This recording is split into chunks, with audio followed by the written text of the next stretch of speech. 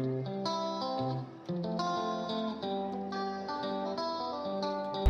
fellow classmates, hello teacher.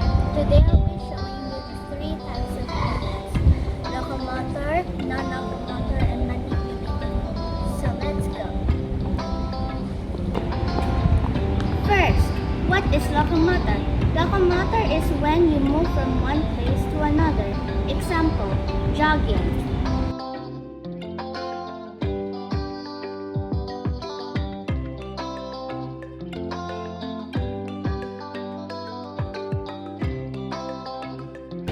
Next is walking.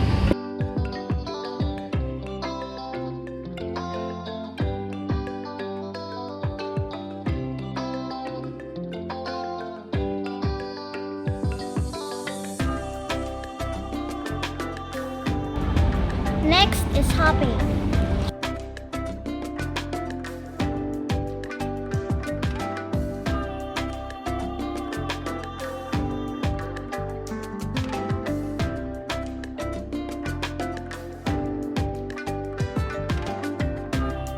Number 2. What's non-locomotor? Non-locomotor is when you do your movements but you stay in one place. Example, stretching.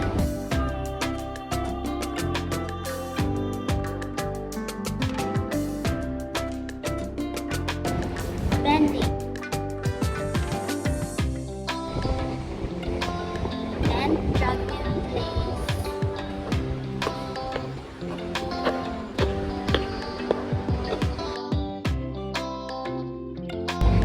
Last is manipulative movements. What is manipulative movements? Manipulative movements is when it involves both body and an object. Example.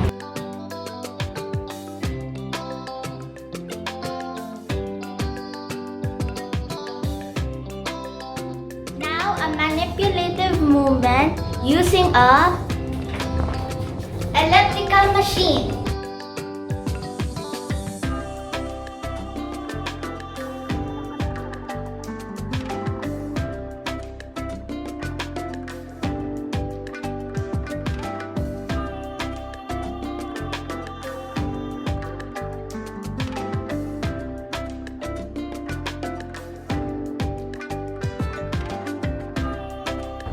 Those are the 3 types of movements.